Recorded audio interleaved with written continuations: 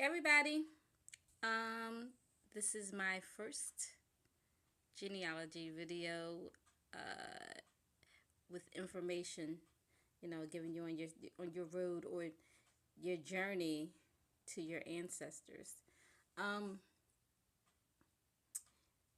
so tips for beginning, for starters. Um, the first thing I would say for all of you beginners, interview any of your older relatives that you have first. Your older relatives, your grandparents, your great aunts and uncles, older cousins. I would say go to all of your older relatives first and get as much information as you can. Interview them and ask questions while they're here. That's my biggest regret. I still have my mom. She's here and she knows a lot. She, like I said in the other video, she was the family historian. Um, my dad had passed away in 2006. But he used to tell a lot of stories of his family, and I knew a lot of the older family. I knew my grandparents, my paternal grandparents, both of them, my maternal grandmother, my maternal grandfather passed away when I was like 6 months, and I had a great grandmother, um, paternal grandmother. I was 9 when she passed away. Yeah. And so, yeah, I was blessed to have, the older family, around. But my biggest regret is that at the time, I wasn't really interested in his family history or genealogy. So, I didn't. There's questions that I would like answered that I don't have answers to. Even though I have a lot of information from family history orally that was passed down, I don't. There's questions that I would like to have asked now that I wish I had would have asked. Um, yeah, tongue tie, but yeah. So ask the questions, okay, to the older relatives. Do that. And secondly, I'm going to try to insert a chart into this video. It's called a pedigree chart. It's a direct, it's, it's really just uh, a form that you fill out your direct line of ancestors. So basically, and I'm going to show it to you, but I'm sure you've probably seen them before. You put yourself as the home person, and then your parents, one on either side of you, and then your parents' you go back on both sides, maternal and paternal side, and take them back as far as you can, and that will give you your start. Okay, so when you start, I would say start researching. um, you can bring up your parents, but if you're young, you would probably want to start at your grandparents and then go back from there. um, there are two sites. Ancestry, you can search the site for free. You don't need a subscription for Ancestry to search the site, but if you actually want to see the documents, you will need a subscription. um, Familysearch.org. Now that's a free site. I found so much information from them. That's where I started, and they have a lot of documents still that Ancestry doesn't have, and Ancestry may have documents that Familysearch doesn't have. So I go to both of those sources, familysearch.org, and then you just, you click search and records, and you put in your information. You'll put your first and last name of the person you're searching. They'll ask for birth. If you don't know that, you don't have to put in a birth year. Um, it would be good if you knew the area that your family was from, because there's so many names that are going to come up in the different areas. So it's good to know the area that your family is from.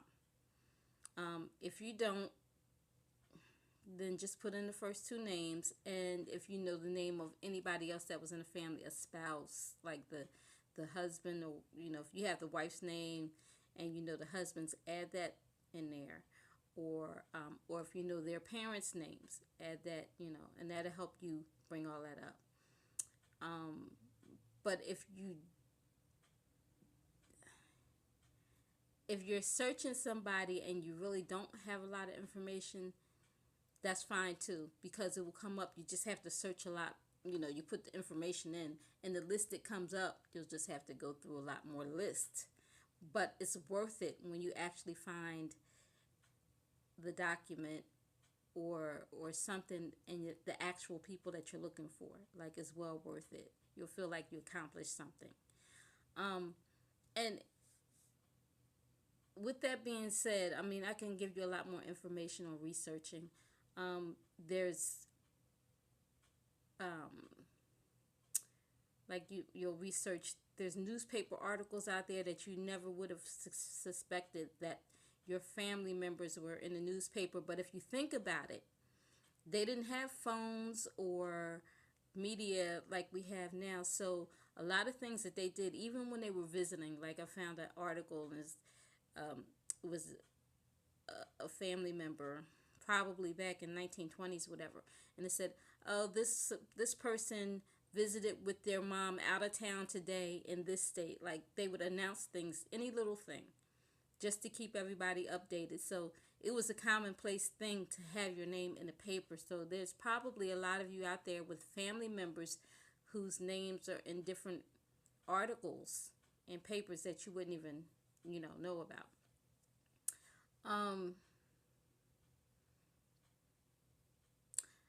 In case I'm forgetting anything, you can always just send me a message and ask me if you have any questions, because this really is something that all of us, and as African Americans or anybody, you really need to know your family history. But for us, a lot of times, and I'll tell you right now, African Americans, they get back to 1870 census, and it's really hard for them to find family before that 1870 census.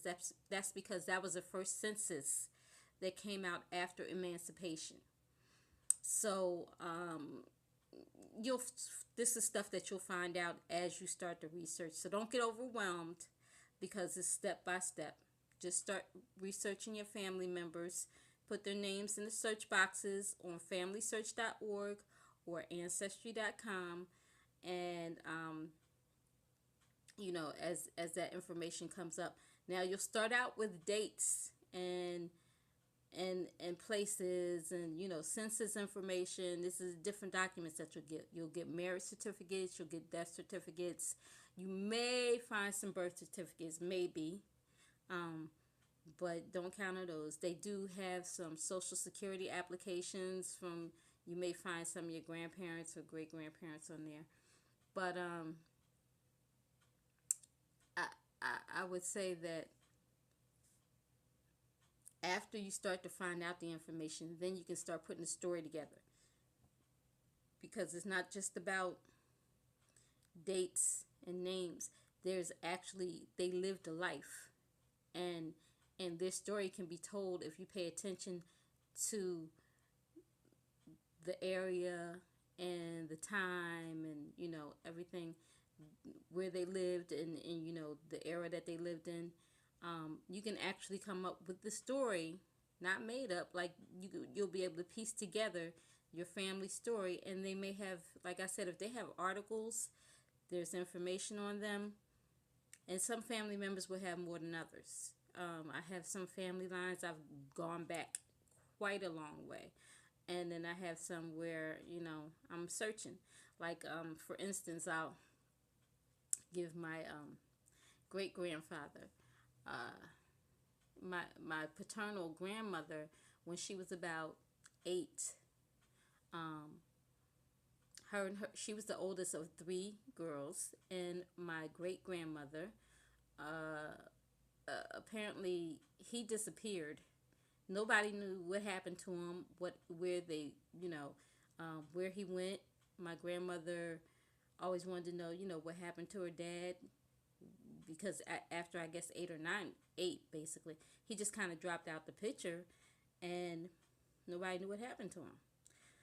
So there's two things to this story. So one is the research, the paper trail, and two, the DNA part, and I'll tell you that in a minute. The paper trail was I was searching him. I searched for him. I found a draft card where he was drafted or had to register. Sorry, he had to register for the draft in 1917.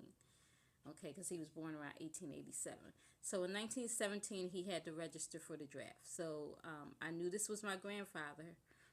And I also found a marriage certificate with him and my great-grandmother. You know, it's my great-grandmother and great-grandfather.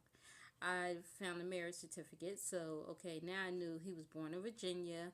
I knew around what year he was born.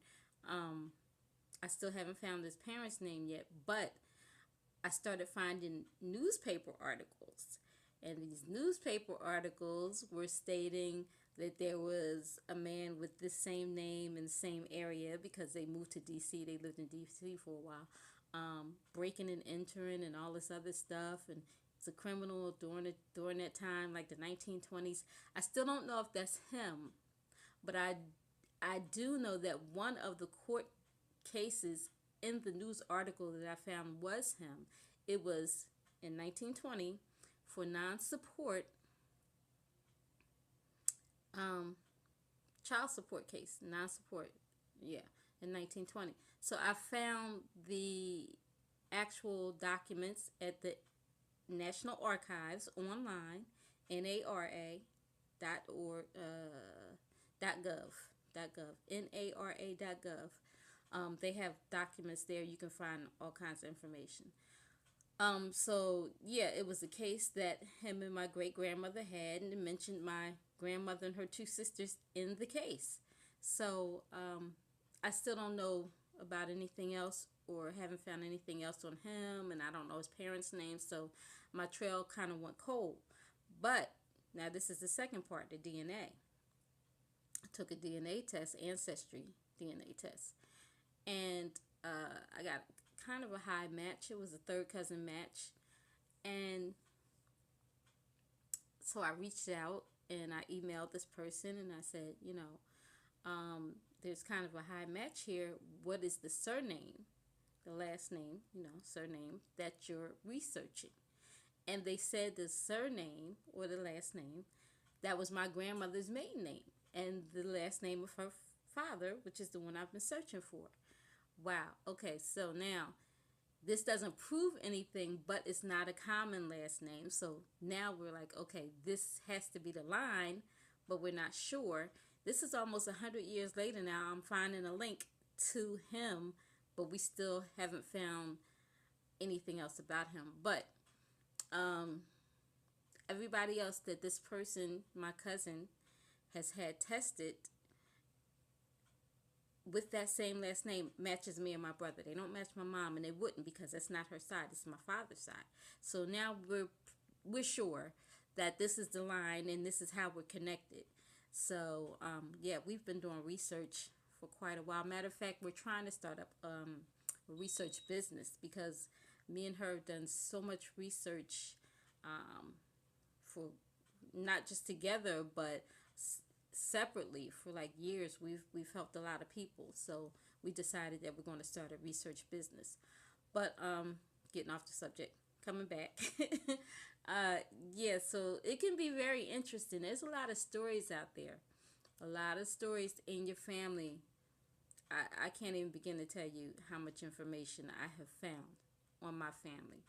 And so I suggest to you, if you were ever interested in your family history, the life of your grandparents or your great-grandparents, that you begin and that you take this journey.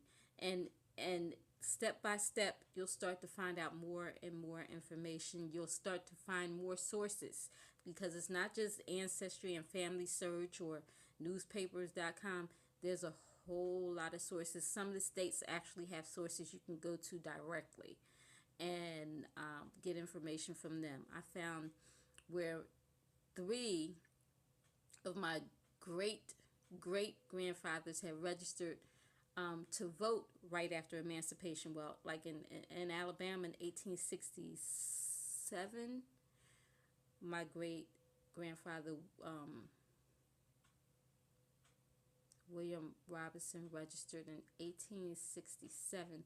And then in 1868 in South Carolina, two of my great great grandfathers registered there to vote, like right after emancipation, the first vote after emancipation. So anyway, it's just a lot of information that you will find out that you didn't know, but it's there, and it is public information, and you don't always have to pay for it.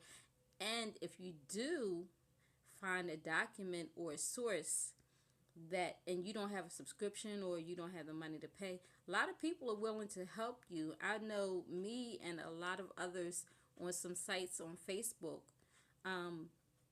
if you say, I don't have a subscription and I'm looking for this person, we're willing to look it up for you and give you the information, because we just feel like it's that important to know this information. So sorry, I've been just babbling the whole time, but yeah, if you're interested, just send me a message, email, and I will try my best to help you get started. And I hope I answered some of your beginning questions. If I didn't, like I said, just email me. All right, so I'm going to leave it with God bless. Put God first, because I always say that on my astrology channel. And talk to you soon. Thank you.